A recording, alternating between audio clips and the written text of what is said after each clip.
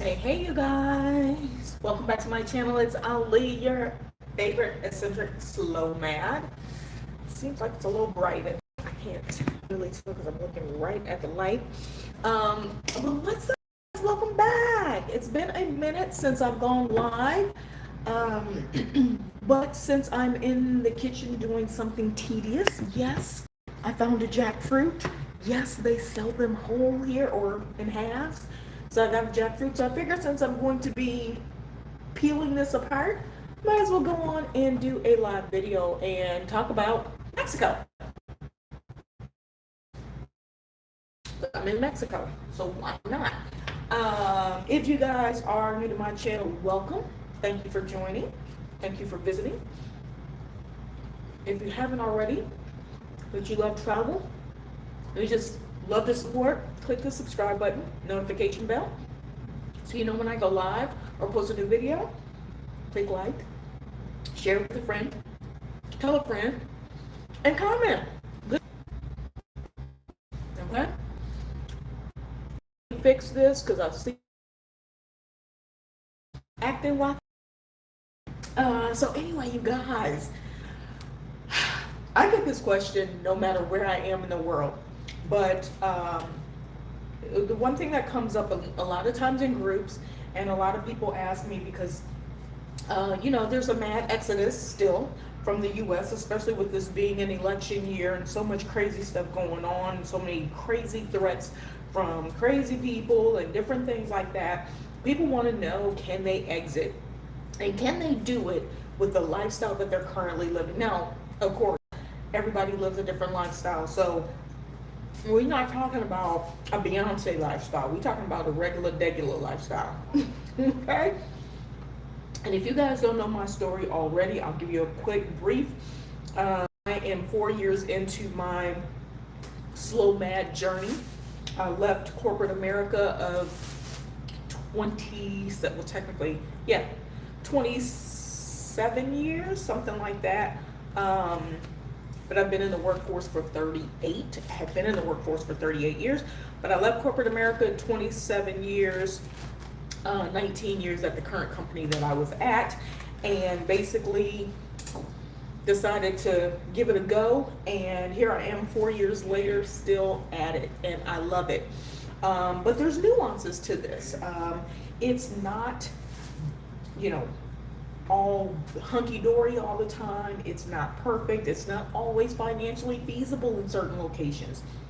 But I am learning as I'm going, and I'm sharing that with you guys.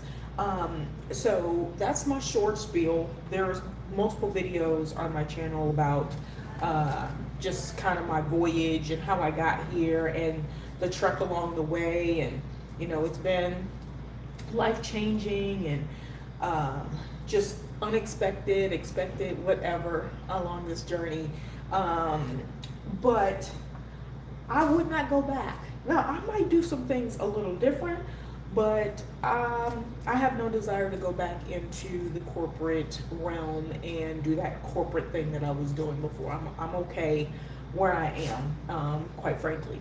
And right now, you guys, if you've been following me, you guys know that I am traveling with a special travel partner. I have my grandson with me. He is nomading this globe with me right now, and we decided to start in Mexico. So not only am I sharing with you how to do this, how to manage, how to kind of get started and sustain this type of life, and yes, anybody can do it. And I'm not just waving knives at y'all. I'm not trying to, I'm not trying to do that. I just happen to be talking. Got a knife in my hand.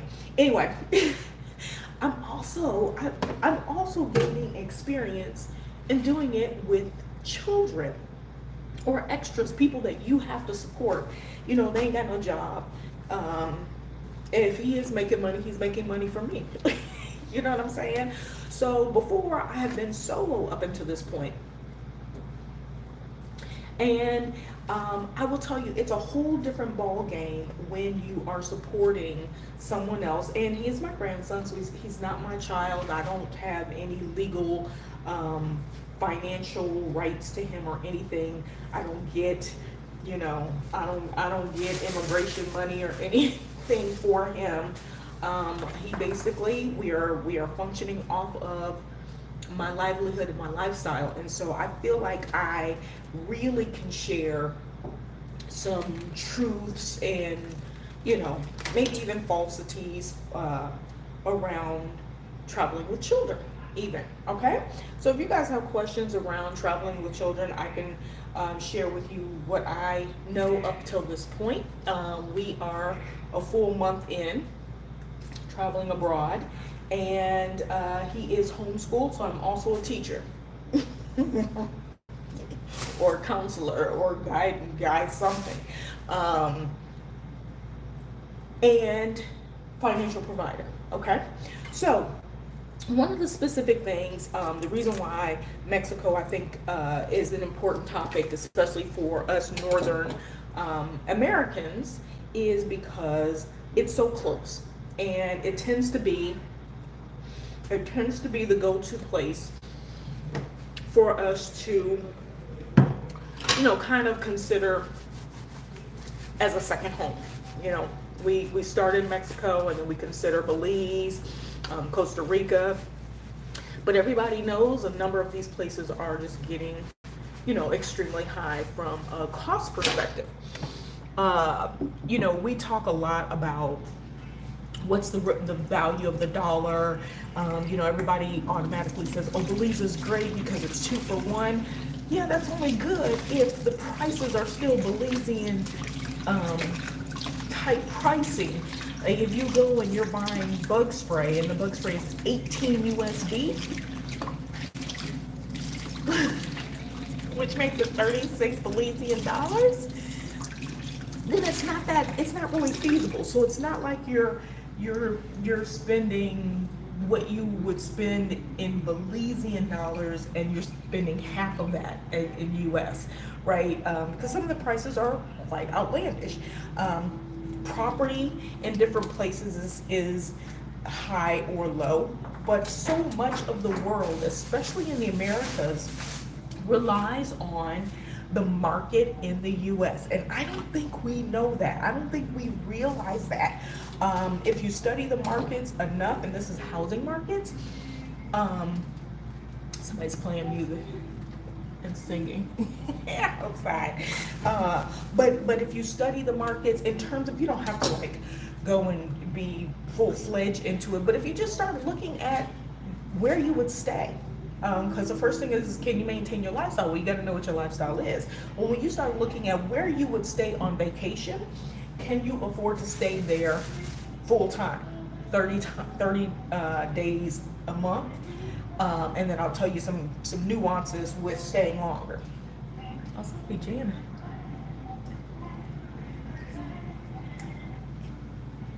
Okay, all right. I don't know if y'all can hear the music, but I can hear the music. So anyway, when you are looking at it from all of those perspectives, it either is an amazing price point or it shoots through the roof quick. So right out of the gate, because the US dictates a lot of the markets around the world, but specifically here in the Americas, yes, you can find inexpensive places to live, but you're not gonna be always in the heart of everything. And that's anywhere you go. I'm gonna tell you that right now, anywhere you go. I think the caveat here with Mexico is we have this presumption that it's super cheap. Everything is gonna be cheap in Mexico because it's Mexico. We have this mental belief around what Mexico is. Let me tell y'all something. Mexico is expensive as HE hockey sticks. It's as expensive.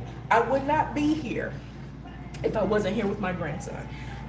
This is where I started my journey 4 years ago because I really hadn't planned on doing this, but this is what it turned into.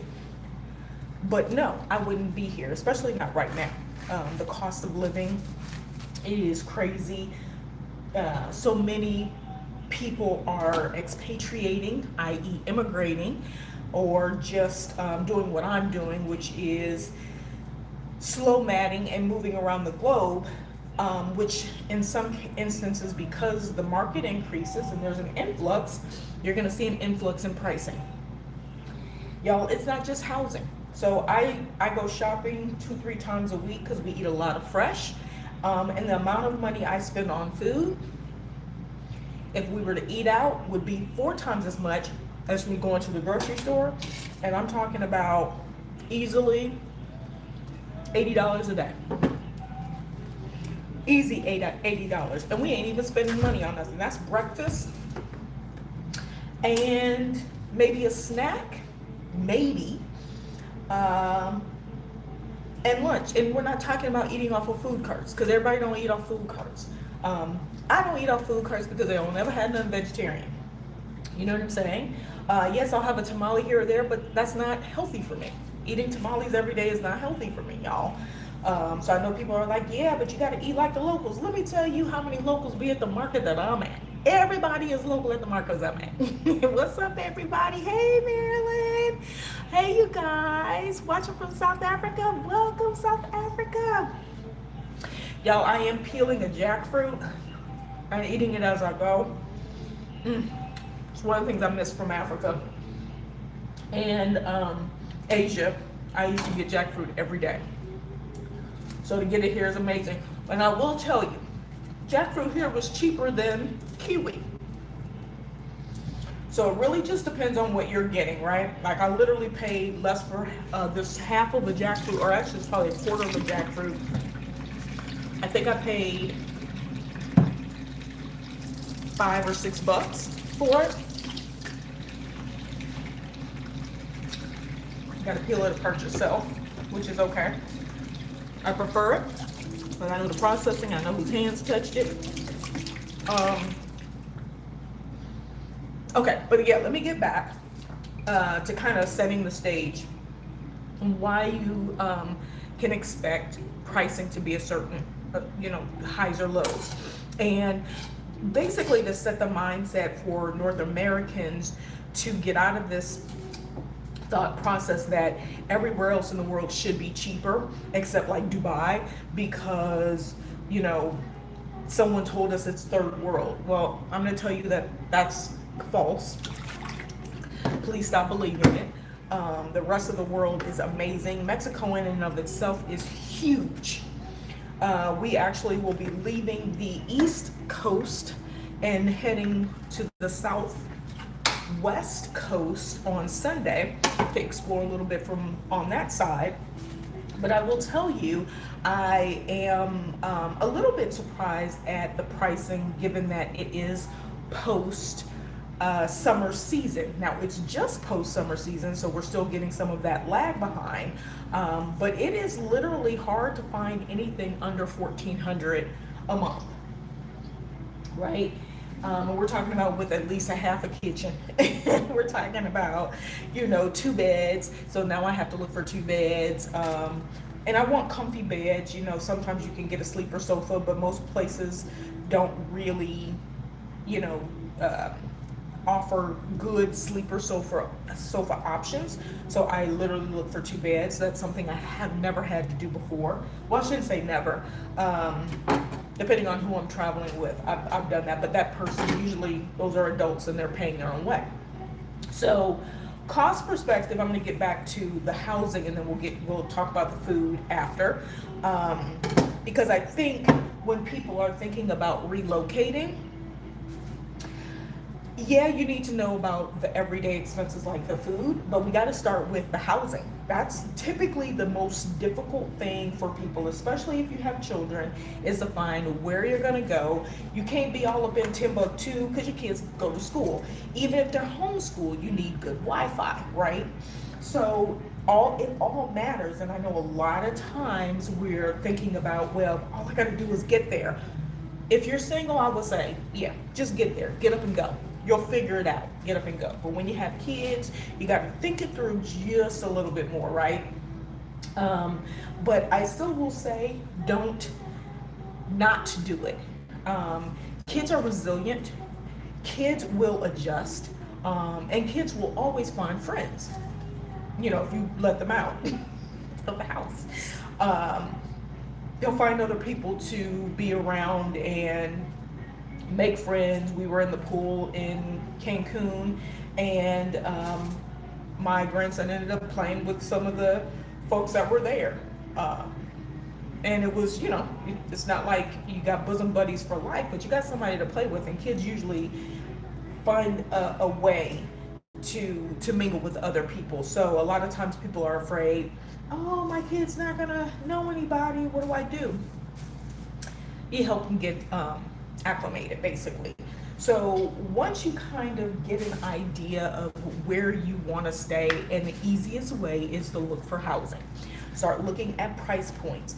One of the nice things about traveling anywhere in the world besides the United States is it's pretty easy to get an apartment without having a bank account, without having a job somewhere. And they do allow you to pay in advance. And if you make arrangements directly with the owners, you usually pay like maybe a half to a third of the price, maybe even less, because they're not paying fees. But with that, because a lot of people think, oh, well, I can come for 2 weeks and spend $30 for 2 weeks. No, people are getting great rates because they are paying for 6 months to a year in advance. Sometimes paying for 6 months to a year in advance, even though you know you're only staying 3 or 4 months, still is beneficial. Pay the price. It's usually much cheaper than paying on Airbnb or Booking or Go to Even or Verbo or anything like that. And then letting your landlord know, hey, I'm going to check out 2 months early. Do you mind if I get my deposit back or whatever? Because now they have 2 months to market, right? And you let them know far enough in advance, they make up that money if you got somebody that's decent. So yeah, you do have to do a little bit of homework. It's no different than being in the U.S. looking for an apartment in the U.S. And we know how that has been for the last couple of years. I'm just trying to set the stage, y'all, because I know a lot of times we think things should be simple when we walk outside of the States. And in essence, it pretty much is. Nobody uses a credit score. That's only a United States thing. Most people buy with cash. Most people pay with cash. Most people will accept cash. So having cash, sometimes that's a positive and a negative depending on the banking infrastructure in different places, i.e. how much they charge for ATM withdrawals, and or if you can do direct payments. And I can tell you some of the places that I've been that do direct payments where it's really easy, like through World Remit, Wise, things like that. Okay? So all these little things you gotta think about. But it really isn't that difficult. It honestly is no more complex or difficult than it is to do it in the States. In the States, you can't get a job without an address. Can't send your kids to school without an address. But we have homeschooling. We have programs that you can, meaning in the States and abroad, but for us North Americaners, we have homeschooling programs that allow us to put our kids in the same curriculum, make sure it's an accredited curriculum that is recognized in your district where you live, or wherever in the States you're kind of basing your home base. This is a more general video, so I can't get into everything. You have to think about where you are, what your base is, and making sure that you're at least getting the basic accreditation that is required to graduate from grade school, junior high, high school, okay? So think about all those things, right? Because it's important. Even if you want your kid to go to an international school, you need to be aware of what the requirements are, okay? International schools are not cheap. But if you have a lifestyle where you already send your kids to private school, you probably can afford it. What's up, you guys? Thank you, Marilyn. Mango is good. Mango is the bomb. Hey, Paula. Just thank you. Okay, so you guys, I'm almost done. I'm almost done with my jackfruit. I'm so excited, you guys. I just have to. I mean, it's so sticky too. If y'all don't know, like all these people, they're just sticking. Mm, mm. I could eat this all day. $5. Mm. Stop the press. Okay. So, Mexico is a feasible option for a couple of reasons. Not necessarily always financial, but if you still have a job and you just want to relocate, you work for yourself, you work for a company that allows true remote work, but you got to be on Central Standard Time. Mexico is fantastic for that. So is Central and South America. You can be in Colombia and still be on the same Central Standard Time zone, and so on and so forth, right? And still be able to, contact your client or coworkers, things like that. So there's benefits to staying over on this side of the world if you have to maintain that type of schedule. I really don't, because I work for myself and create my hours. And those are things that we can get into in consultations to, when you start getting to the point of how do I do that? How do I sustain myself outside of, regular employer? It takes some effort, things that I would do completely different if I were to do this all over, if I had a chance to start all over. But that might be important to you to be in this time zone. It may be for family. You want to stay close. Ouch, stab myself. You want to stay close enough to family, or you want to stay close enough so you can go back and forth a little bit easier. Boom, Mexico is great for that. But can you afford it and afford to move to Mexico on your life and maintain your lifestyle? If you are coming to Mexico and you don't mind paying $1,500 to $2,000, you can get less. It's not like it used to be. I'm in Playa del Carmen. 4 years ago, you could get a 2-bedroom, rooftop, swimming pool, condo, everything, fully furnished on the beachfront for $600 a month. You will not find that on the beach, close to the beach, around the beach, for that, with 2 bedrooms for under, honestly, I would say under $1,400, and that's really lowballing it. That's with everything included, TVs as well as all of your utilities included, right? You're not gonna find that. It's gonna be over 2,000, it's gonna be over 2,400. Well, hell, you could stay in the United States for that, right? Unless you're wanting to leave the US for peace of mind. Okay? So I'm putting it in perspective. So if you're thinking you're gonna come to Mexico and you're going to get a 2-bedroom apartment right in the heart of everything is walkable, all your utilities are included and all of that, and you're only gonna pay $500 a month, you got another thing coming, okay? So I wanna set the stage and set this up properly. It's not one group's fault. It's not one entity's fault. It's a plethora of things that started really around the time of COVID, when people started removing themselves, leaving, traveling more from the United States, something that just generally we as citizens of the U.S. didn't do as often, because we had access to everything. We just go on vacation and we come back home to our, great lives and all that. Now we are going places and staying longer. We are making decisions to now live in these places. If you can get into a place, somebody, you can, finagle better rent pricing, you could probably easily get something down $800 to $1,000, possibly. But you gotta put in some work. You gotta put some down payment. You have to show them that you're going to stay, pay in advance. And part of the reason being is because they know that they can do short-term rental and make more money. So why would they rent to you per month for 6 months during busy season for 1/3 or 1/4 of what they're going to get if they rent their place out to short-term rental, right? So just think about it from that perspective. So no, Mexico ain't that cheap. And I'm talking about the Mexico that everybody goes to. So we'll give you,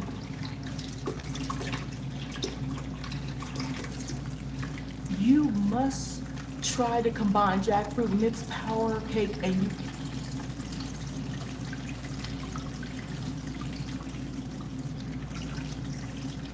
Vicky, tell me what you, because I do jackfruit all the time. What, and I, what, powder cake? What? Okay, write it again, because I'm interested in what you're talking about. Can't remember what I was saying. So yeah, it's not cheap to be here. I want to make sure I set the stage and set the tone properly. But again, it's not solely because of expats. Because most expats are people who immigrate to places like this. We want to keep it around local prices. What has increased the prices is the short-term vacationers and the inflation that's happening in the U.S. So I just want to set the tone because I think a lot of people, everybody gets mad because you got immigrant people, or I say immigrants, I know a lot of people say expats and stuff like that. But you have all these different people coming from all over, and yeah, people will, if they're only on vacation for a few days, you don't care about the cost. You really don't. You're okay with spending extra amounts of money. But if you're going to stay long term and you got kids, you want to start budgeting a little bit, right? So, depending on your livelihood that you have in the U.S., you may be able to maintain. You might just have to consider some concessions. That's a little bit about like the cost, because I've had a hard time, even in Mexico City. I just figured, we'd make our way around and we'd get to Mexico City, it'd be closer to October, prices would be really inexpensive and easy to find some 2-bedroom places. Not at all.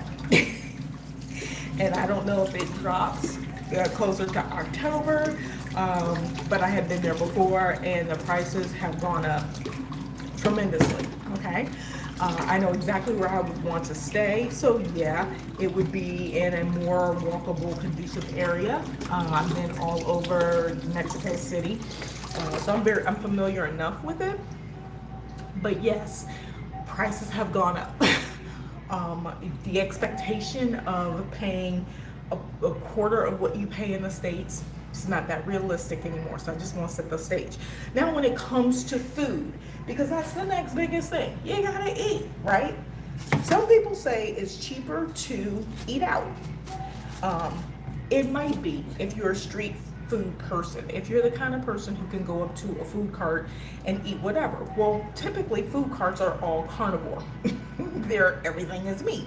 So if you are plant-based, honestly, it's harder to find good, quality things that you want to eat that they're going to make on a regular basis, because they don't do that. They do carne asada, al pastor, again, tamales and stuff. You can find tamales. I don't want to eat corn tamales. I don't want to eat corn every day. So I'm trying to lose the weight. I ain't trying to gain the weight. So in order for me to sustain and eat amazing things like this all the time, I am spending anywhere from $30 to $40 every 2 to 3 days. And that's because I'm shopping at certain places. I go to their Maga, which is the Soriana grocery store. I go very rarely to Chedraui. Chedraui is a more upscale, it's kind of like a Walmart, but a more expensive, like style Walmart, but it has everything like a Walmart. They also have Aki, Super Akis, and then the regular small mini marts like the corner stores, the Oxos, the 7-Eleven, stuff like that, where you can find your basic necessities and that kind of thing. But I will tell you, to get meat is pretty inexpensive. For my grandson, he eats chicken. We get chicken and salmon. The salmon, for 2 slabs of salmon, I'll easily pay $10. So I think that's kind of expensive. It is good quality, but it's expensive. For his chicken, I can get, let's say, one whole chicken breast will last him. We have a whole chicken breast now, and it'll last 3 days, 3 to 4 days. And so that cost about 20, I'm sorry, maybe $3 or $4, maybe. To 68 pesos, and right now the US to peso ratio is close to 20 pesos per 1 USD. So that's like every 20 is one. So if it's 60, then it's closer to 3. So somewhere around $3. That seems like a lot for like a chicken breast. And it's really like, you know how in the States, y'all, we take a chicken breast and cut it in half? They do the same thing here. So there's like 3 or 4 of those in a packet. And it comes up to like $3. So that's pretty inexpensive. And we eat salads, and we have like great veggie noodles, and all the same stuff that we would eat at home. We do Napoli tacos and just different things like that. The fruit is the most expensive thing, or mushrooms. Mushrooms, I think I paid, y'all, $10 to $12 for this pack of mushrooms. It was lion's mane. They had everything. It was like a smorgasbord. And I'll get like 4 meals out of it. Similar to the jackfruit. I can get, unless I just sit and eat and snack on this all day, I can get about 2 or 3 meals out of the jackfruit. So it kind of really depends on what you're used to buying. Now, if you're used to buying steaks and stuff all the time, yeah, you can find a lot of that stuff here, and it's not too expensive because this is a carnivore country. In most of these cities, carnivore kind of stuff. The tacos are not super expensive, but when you're eating out at these restaurants, the locals eat there too, y'all. So I just want to make sure I say this very clearly. When we go out to eat to some of these places that we've been to, there's tons of locals. Of course, yes, there's people who have migrated and all of that here. But there's tons of locals that can get down with everybody else, and they enjoy the pleasures because they're the ones sustaining this lifestyle. We live amongst locals, okay? And so I just want to kind of make that clear, because a lot of people are like, yeah, well, it's because all these people immigrating and this happens everywhere. This is why everybody's trying to leave the States. The same thing that's happening in the States happens in Mexico, happens in Colombia, happens in Thailand, happens in Greece, happens in Albania, all over the world. There's these influxes, and people do better if they go somewhere else, right? And so we just have to be mindful about how we're spending our money. What you guys see, my end result on the garbage that we have. I'm done with my jackfruit. I am ready to eat my jackfruit. But anyway, I just want to kind of share that because I'm like right in the mix of it. I'm right in like the heart of shopping, spending money every day, but doing it for 2 people, and trying to stay within a budget, right? So I'm going to show you guys some of the things. This is just what's left. We've only got 3 days left here. And so instead of having coffee out every day, I have my own coffee. I bought the virgin coconut oil, which costs $121, which is about $6, right? That's about average what it costs in the States. Actually, that's probably less. I didn't buy that. They have that. Quinoa is $95, which is close to $5. That's about what it costs at Walmart. Rice vinegar cost me $61, which is about $3. That's about what it costs in the States. The seasonings, that's about $2-3. Sea salt, so those basic things. Told you the jackfruit cost me $5. Oh, I can show you the fruit. So this huge mango was about $1. this huge mango, y'all. So I think it's cheaper here.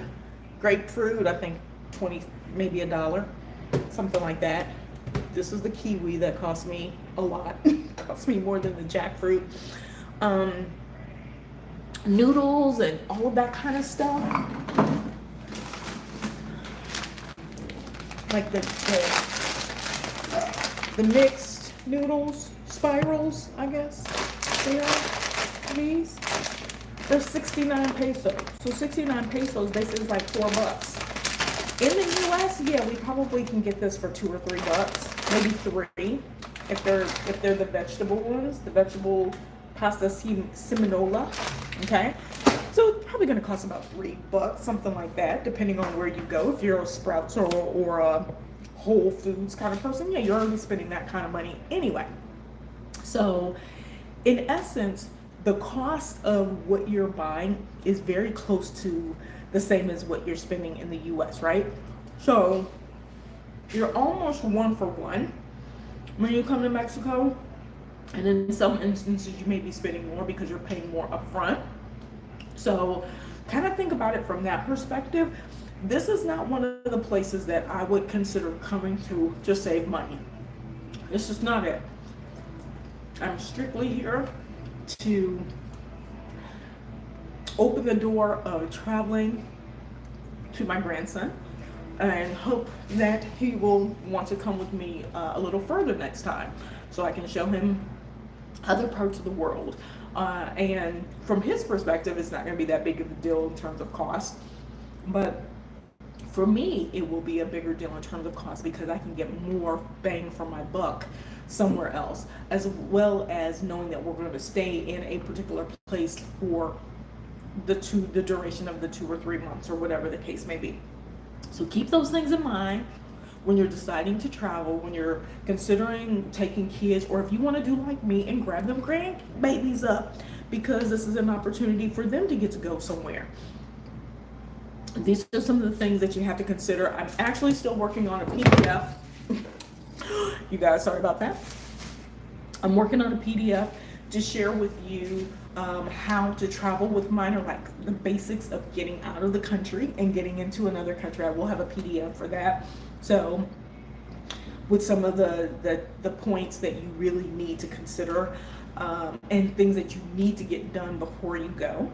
So if you're interested in that, type kid travel in the comments and I'll be working on a PDF and I'll add it to, once I get it completed, just got my laptop back working. Once I get that completed, I will put it in the description and I'll also make another video for it. So you guys know where to go and get the PDF. It'll be free for you guys to access and get all the information you want. And then if you need additional like one-on-one personal information, you can reach out to me for one-on-one consultation. Okay, you guys? So anyway, I'm getting ready to eat, find out if my grandchild wants to eat. We just went and worked out this morning. We are beat. He fell asleep on the floor. So I thought I'd come on live and do a video. Since we're here, I'm gonna let you guys see outside. This is beautiful.